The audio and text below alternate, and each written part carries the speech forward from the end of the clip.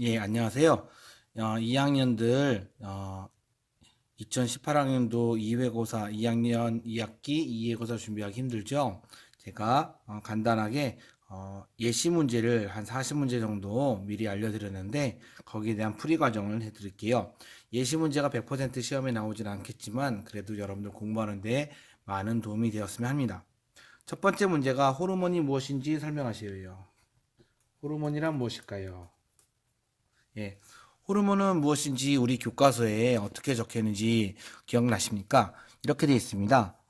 호르몬은 몸속의 특별한 조직이나 기관에서 만들어져 분비되어 특정 세포나 기관에 작용하여 생리작용을 조절하는 화학물질이라고 되어 있습니다. 그러면 첫 번째 호르몬은 화학물질이고요. 그리고 호르몬은 특별한 조직이나 기관에서 만들어진다고 했어요. 특별한 조직이나 기관에서 만들어진다고 되어 있고요. 그리고 호르몬이 하는 일은 특정 세포나 기관에 작용해서 생리작용을 조절한다고 했습니다. 그러니까 생리작용을 조절하는 역할을 할 거예요. 그러면 이러한 호르몬은 어떻게 되어 있을까? 바로 특별한 조직과 기관이 내분비샘이 되겠죠.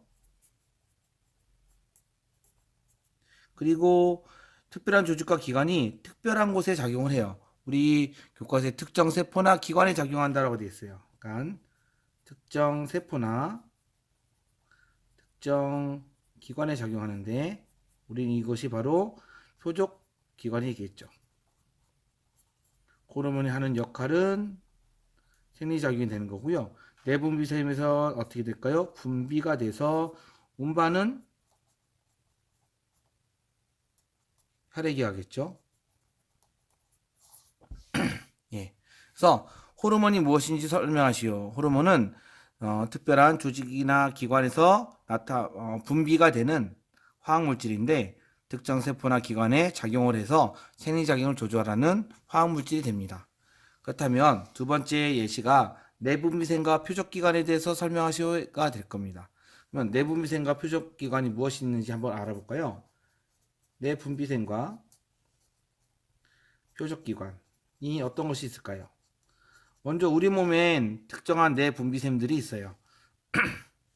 교과서 399페이지에 나타나 있는 그림을 순서대로 보면 가장 먼저 내하수체가 있고요. 그리고 그 밑에 갑상샘이 있죠. 그리고 그 밑에 부신이 나타나 있고요.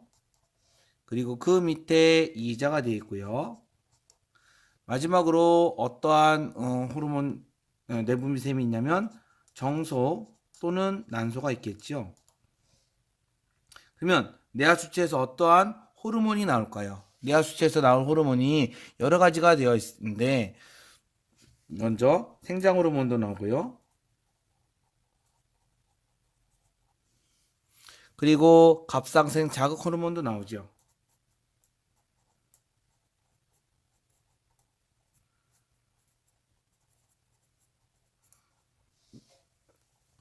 예. 그리고 생식생 자극 호르몬도 나오네요.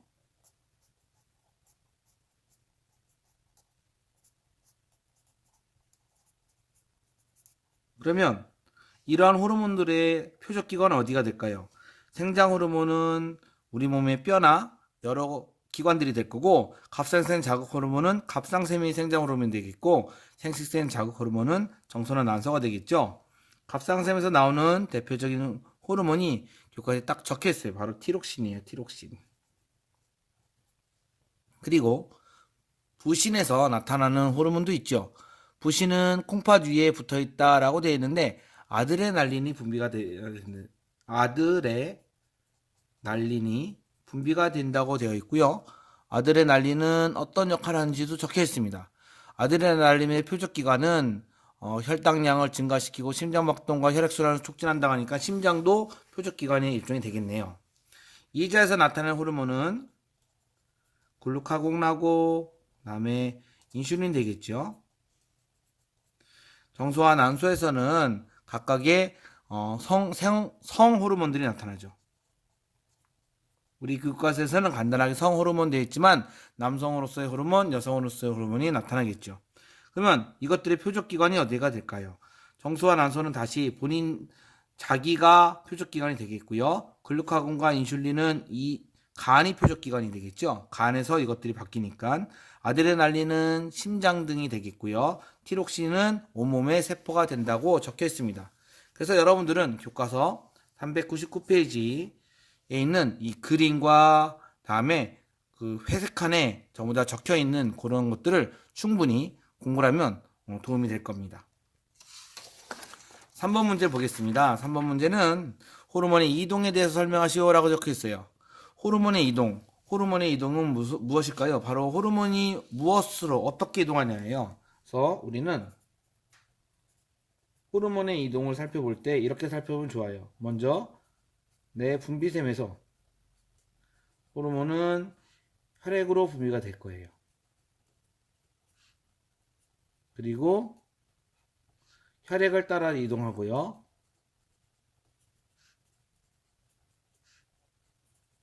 혈액은 우리 온몸을 다니므로 특정 표적기관에 도착하면 여기서 표적기관에 작용을 하겠죠.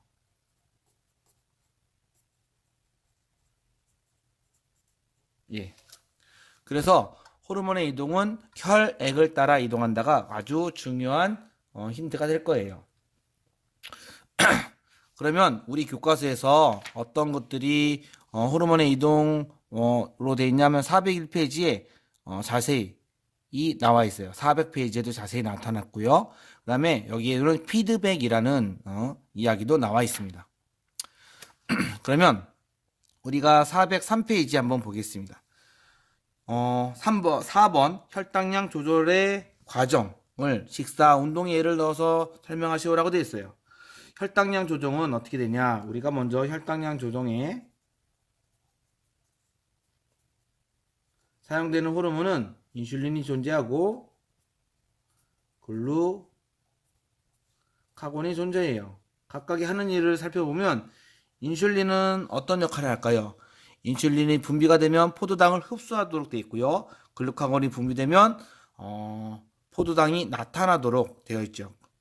그래서 인슐린과 글루카곤의 작용에 대해서 잘 알아볼 필요가 있고요. 그 다음에 우리가 식사와 운동에 대해서 한번 알아볼게요. 식사 이후는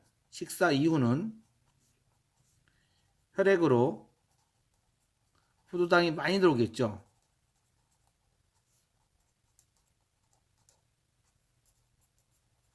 그렇게 되면 어떤 호르몬이 나올까요? 바로 인슐린이 분비가 되겠죠.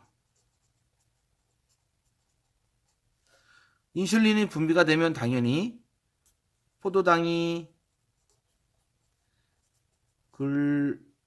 글리코젠으로 바뀌는데 이 장소가 바로 간이 될 거예요. 이렇게 되면 결론적으로 포도당의 양, 다른 말로 혈당량이 감소가 되겠죠. 이게 식사 이후의 활동이에요. 문제는 운동을 할 때예요. 운동을 하거나 시간이 더 지나거나 되면 어떻게 될까요? 포도당이 혈당량이라고 하죠. 혈당량이 기준보다 더 줄어들게 되고, 더 줄어들게 되면 이젠 글루카곤이 분비가 되겠죠. 글루카곤은 어떤 역할을 할까요? 글루카곤은 글리코젠을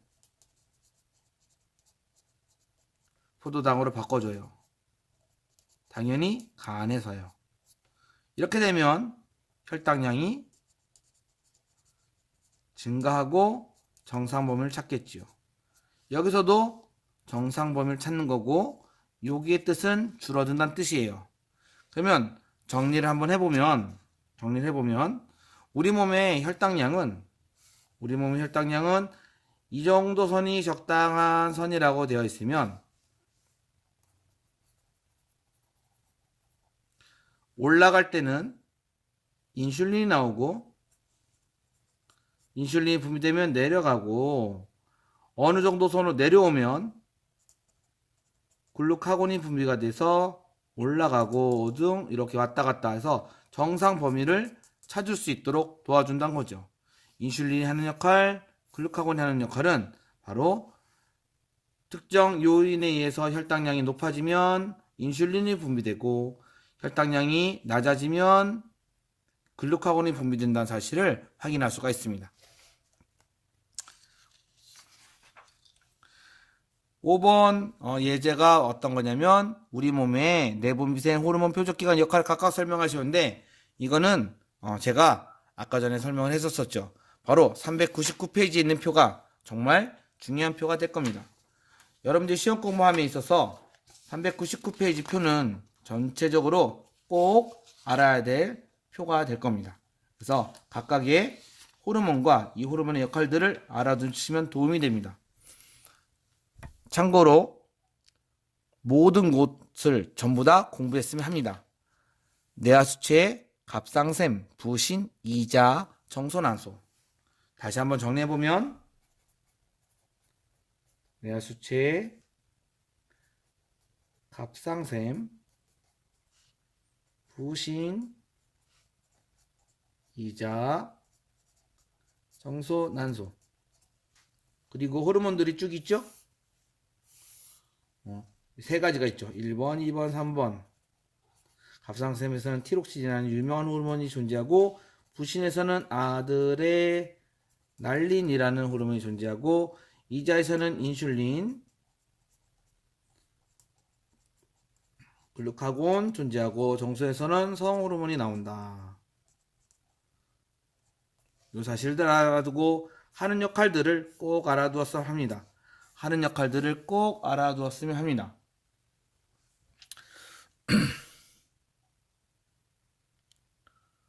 그리고 생식관, 뇌하수체의 경우에는 생장호르몬,